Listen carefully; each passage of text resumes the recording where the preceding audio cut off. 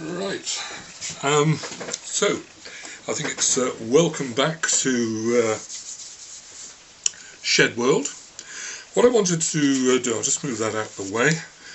What I wanted to do just is to briefly show you some sticks that are getting ready for final finishing.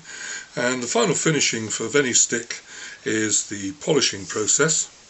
This has been sanded repeatedly, working right down from the very heavy 60 grades and files, lots of different files here, to 320 grade grit, and then the lightest 00 wire wool.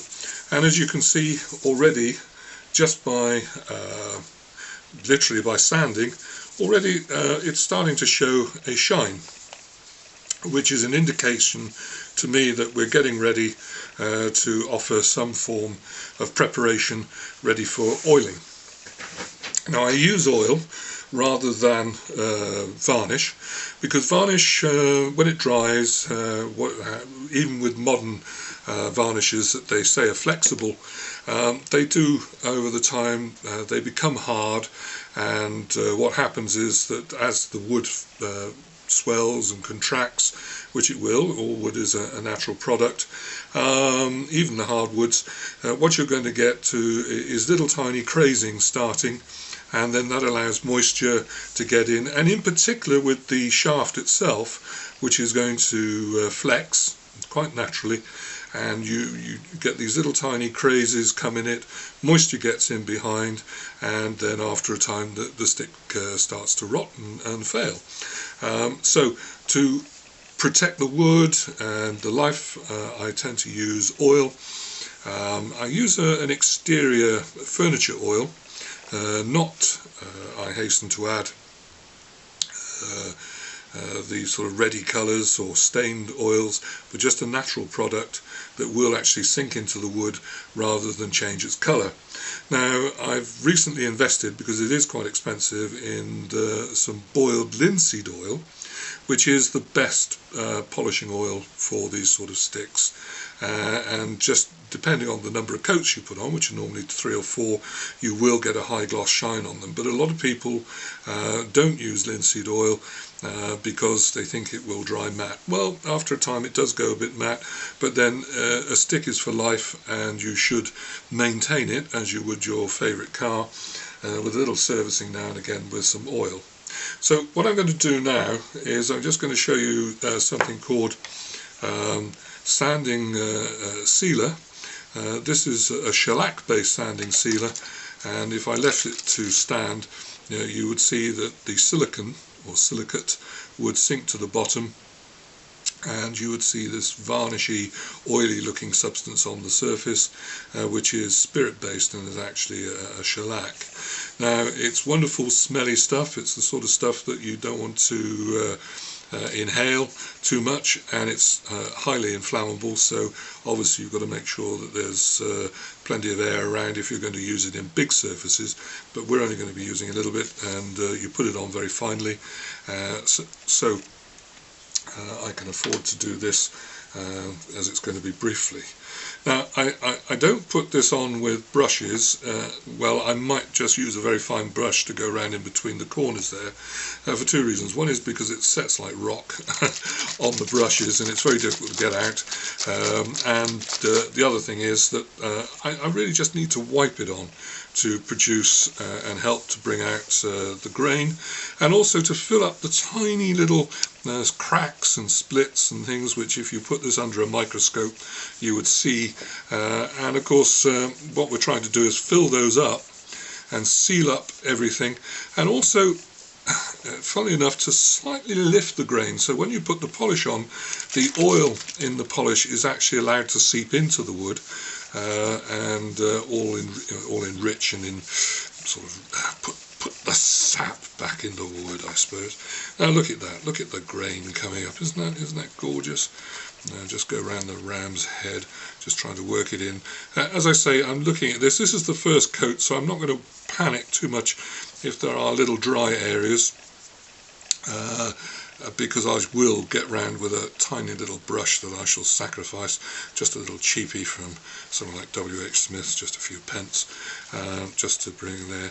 But you know, it's so exciting. This is the bit that I like the best, I have to say, the buffing and the sealing. Now I take the sealant right down onto the shaft, because the shaft has also been sanded and prepared, and I'm also rubbing it over the horn. Now the splitter or the divider here, this is animal bone. Well, you know, in fact this is some blanks that I cut from the ends of an antler, so that these have just been rubbed off, so it's not bone, it's matted hair, I suppose.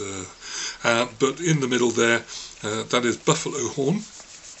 Now the shellac will in fact just go into the little imperfections, because that's obviously been sanded as well, and it does help with the polishing process for them.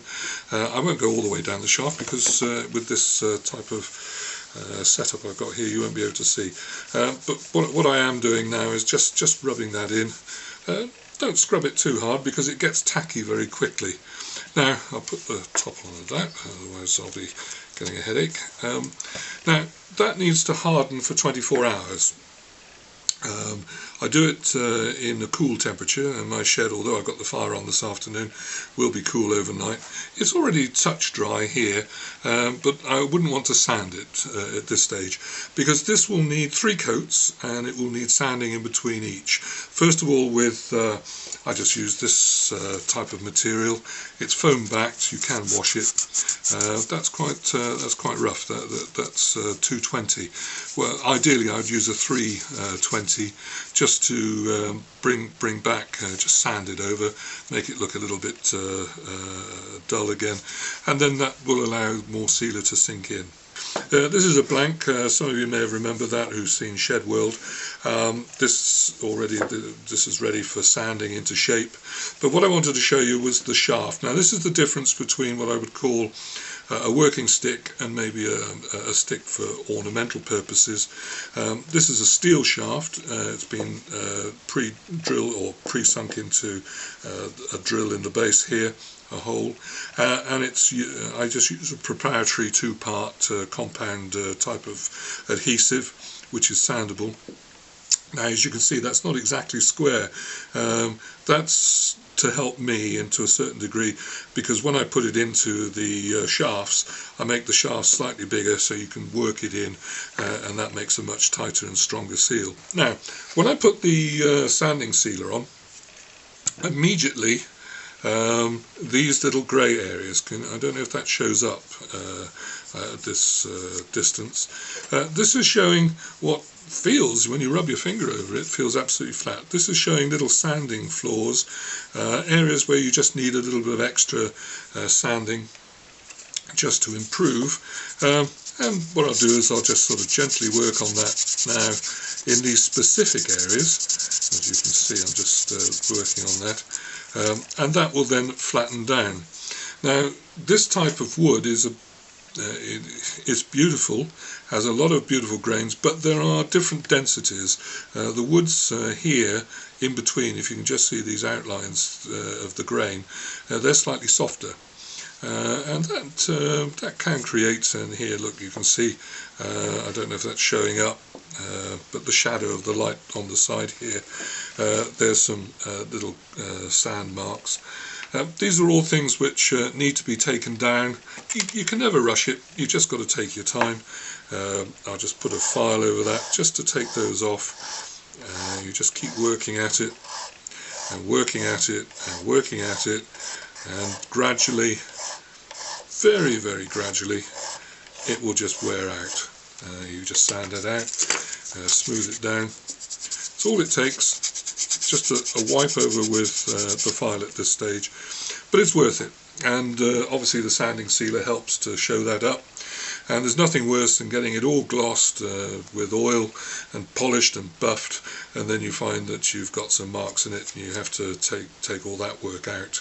Oh, look, see, I'm also noticing some more areas there I'm going to have to work on. Sorry, Henry, you're back in the box, as they say. Here's a nice bit of wood that's going to look really wonderful. Looks scruffy at this stage. because that's what it is. But if I was to just rub it over, just to show you how quickly that grain can be exposed, although you have to get the dents out. But the combination of the softer wood and the hard wood together, as it grew naturally, as you can see there, that's the round of the plank. You can count the little tree rings there. I mean, some of this wood is very old. Some of it is several hundreds of years old, and it's just something nice to think that, you know, what would have been in a scrap bucket somewhere is now going to be an object. I'm not going to say an object of beauty in my hands, but the actual wood itself is going to be beautiful. Here's another little object that I was working on, and just to show you that it doesn't always work. Unfortunately, when I got quite a long way in, I don't know if you can see that. Can you see the crack that's shown up? There is an imperfection in the wood that, as it's been dried out, didn't show up when it was that thick, but gradually as you sand it back, it's coming back to a big crack. Now, I wouldn't want to put that onto a stick head as a handle, because it will crack and break over the years, and there's also again a big flaw on the beak here. Now, you can stick it with glue and maybe it'll hold back, but I would know if I sold that to somebody that it just wouldn't look right. There's some big imperfections in the wood shown there. Now, with those, I will just put some filler into it, and I'd colour the filler if I was going to keep this as a stick head, and just round it off, because you'll never ever get total perfection with wood. There will always be dents and dings in it which you couldn't hope to get out. Now, this is oak, by the way, quite an old piece of oak, which is oak is a bit prone to splitting along the grain, although this is actually split across the grain. There you go, just to prove there. But that was going to be a grebe. A grebe. What I probably will do is I'll probably find a nice bit of natural wood, a bark or something like that, and I think what I might do is mount it, polish it, and have it as a table ornament. What do you think? Is that worth it? Yeah, I think so. It certainly won't. I won't want to throw it away or destroy it, because obviously it's a very beautiful piece of wood, despite its crack. It's just not going to be strong enough for a stick head. Okay, well, that's just to give you an idea of what I'm working on and the variety of things that I deal with. For those of you who've seen Shed World, you will have seen this handle. Well, this handle is now ready for its sealing and polishing. I'm just wondering whether I'll put some sealer on that while you're watching, if you haven't all gone to sleep by now, or hopefully this is still in the shot. But I've put it back in its leather sheath just to stop the shellac getting on it. But this is now, oh, look at that, isn't that beautiful? Isn't that wonderful? I think that is. Oh, look at that, just look at the grain in that. Now you know why I do it. I'm a bit sad, I know, that I get excited over a bit of wood, but you know, bear in mind that this wood was growing and in the wilds there for hundreds of years. We can probably count the rings on this piece, because I believe that there is the centre. But these discolorations that have come about, they come about in the wood itself because of a fungus that got into the grain and caused the discoloration. And that will now need repolishing and resealing, and then I'll give the leather sheath a polish, and hopefully that'll make a very nice paper knife to sit on somebody's desk, and try not to get that too dusty. But that will just be wiped over with wire wool, just to put another couple of coats of sanding sealer on, and that will look really attractive.